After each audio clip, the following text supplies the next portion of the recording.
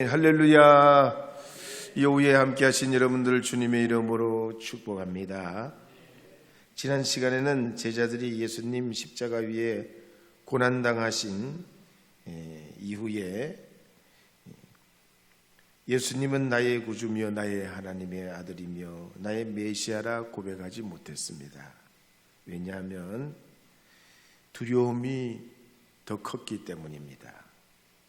그러나 요셉의 경우를 봐도 형들에게 붙잡혀서 광야 구덩이에 빠져서 죽을 뻔도 했지만 이 요셉을 우리는 구덩이에 빠진 요셉이라 그렇게 말하지 않습니다.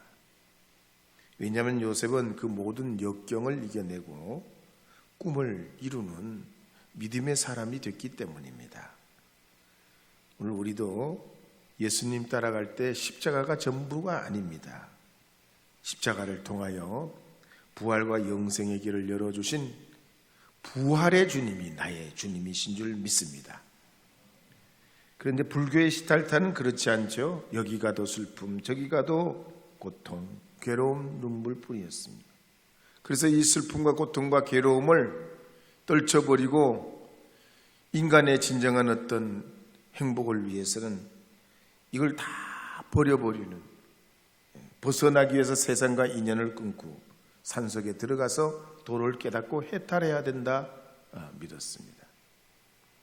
그러나 우리 기독교는 그렇지 않습니다. 구름 뒤에는 해가 있고 고난과 시련 뒤에는 부활의 영광이 있기에 어떤 아픔도 도전도 시련도 주님 통하여 이겨낼 수 있는 것입니다. 그래서 23절 24절, 25절 말씀에 보면 이렇게 기록하고 있습니다. 함께 읽어보겠습니다. 23절부터 읽겠습니다. 또 무리에게 이르시되 아무든지 나를 따라오려거든 자기를 부인하고 날마다 제 십자가를 지고 나를 따를 것이니라. 누구든지 제 목숨을 구원하고자 하면 잃을 것이요 누구든지 나를 위하여 제 목숨을 잃으면 구원하리라. 사람이 만일 온 천하를 얻고도 자기를 잃으면 빼앗겠든지 하면 무슨 유익이 있으리요. 아멘. 기독교의 위대한 신앙 오늘 이 두 가지 우리에게 말합니다. 첫째는 자기를 부인하고 십자가를 따라가는 겁니다. 또 다른 하나는 죽고자 하면 산다는 거예요.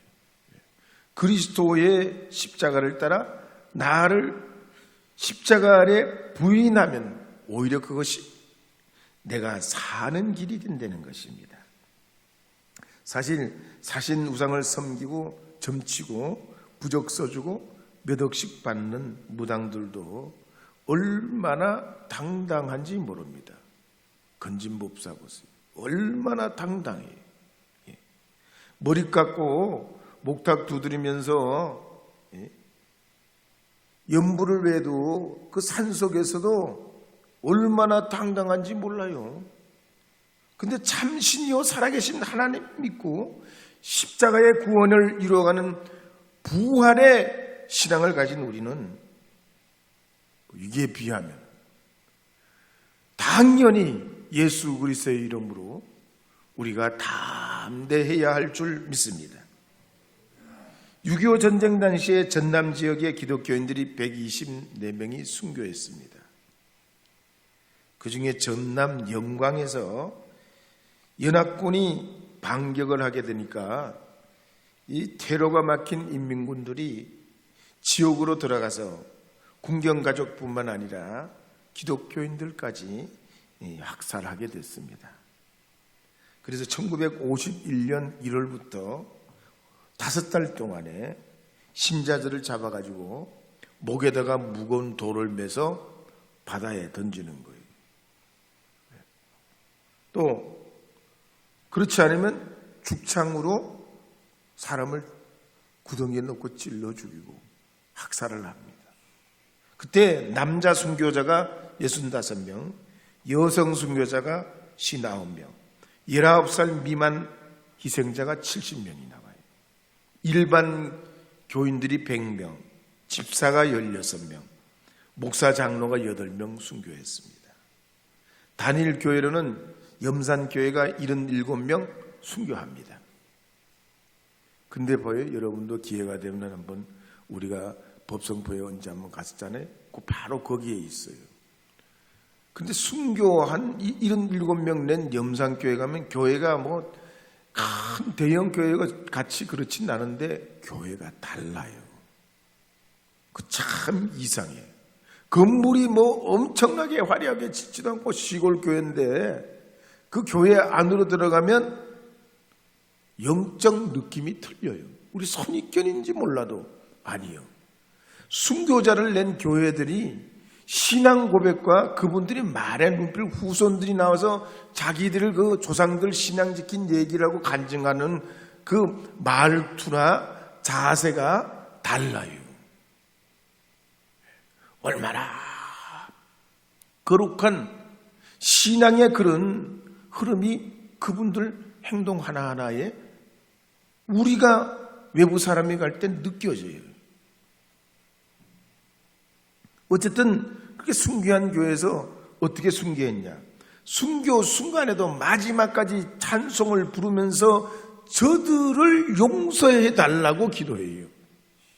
여러분, 이게 가능해요? 하나님의 은혜를 강력하게 경험하지 않고서는, 주님의 그 능력에 붙잡히지 않고서는 불가한 일이에요, 이거는.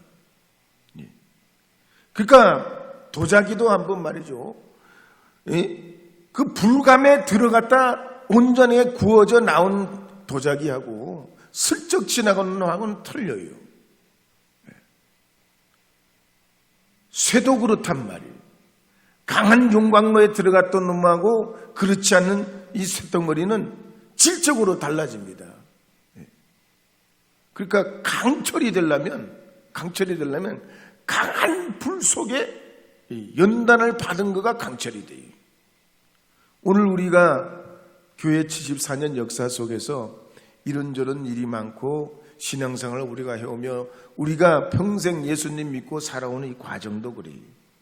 오늘 누가복음 9장 23절 이하에 나오는 것처럼 자기를 부인하고 자기 십자가를 지고 주님을 따라가는 이 순교 신앙으로 그리스도의 복음을 자랑하고 살아가는 이 믿음의 고백이 눈에 배지는 않는 비물질적인 것이지만 이게 자손들 후손들에게 전수되고 이 신앙의 믿음의 고백이 가문의 기초가 되고 이스라엘 세우는 신앙 고백이 되고 유다 가문의 축복이 됐던 것처럼 우리의 믿음의 고백도 이와 같이 하나님 앞에 높이 들림받아 쓰이게 될 줄로 믿습니다. 더욱이 세상은 전쟁터와 같습니다. 치열합니다. 조금의 양보가 없죠. 힘과 힘이 부딪힙니다. 전쟁터를 방불하게 하죠. 항상 강자들이 모든 걸 지휘하는 것 같아요. 그래서 때로는 힘이 약하면 힘센 사람들과 연대하기도 하고 그 긴장감 속에 살아남고 이기려고 살벌하게 살아갑니다. 그런데 예수님은 어떻게 가르치십니까? 온유한 자는 복이 있나니 그들이 땅을 기업으로 받을 것이라 그랬습니다. 이해하기 어려워요. 예수님의 이 복음의 방법은 정말 이해하기 어려워요. 긴장과 대립과 치열한 세상 속에서 온유라뇨. 주먹 쥐고 이를 갈면서 싸워도 될까 말까 한데 온유라뇨, 온유. 여러분, 예수님의 마지막 투쟁과 싸움이 십자가의 죽으심이요. 당신이 죽으시면 당신이 죽는 거요. 이게 이기는 거요, 지는 거요. 이게 이기는 겁니까, 지는 겁니까? 예수님 볼 때 이게 이기는 거예요. 이게 이기는 비결이에요. 인류 역사를 보면 알 수 있어요. 바벨론 제국, 로마 제국, 마케도니아 왕국, 나폴레옹, 히틀러 같은 이런 힘이 있고 대단했던 민족과 나라와 개인들이 어떻게 됩니까? 힘이 없어 망한 게 아니에요. 힘이 너무 넘쳐서 망하는 거예요. 힘이 넘쳐서 망해요. 힘이 넘쳐서 하다 못하다 별의별 짓 하다가 스스로 자멸하는 거예요. 그렇기 때문에 성경에 모세는 온유했다 그랬습니다. 온유했다고 그랬어요. 200만 명의 이스라엘 백성들을 광야에서 이끌어가는데 장정만 60만 명이잖아요. 그 사람들을 이끄는 리더십이 뭐예요? 온유했다고 그래요. 이 200만 명의 이스라엘 사람들이 출신이 뭐예요? 노예입니다. 노예. 예. 죄송하지만 노예예요. 못 배우고 가장 거친 현장 속에 살았던 사람입니다.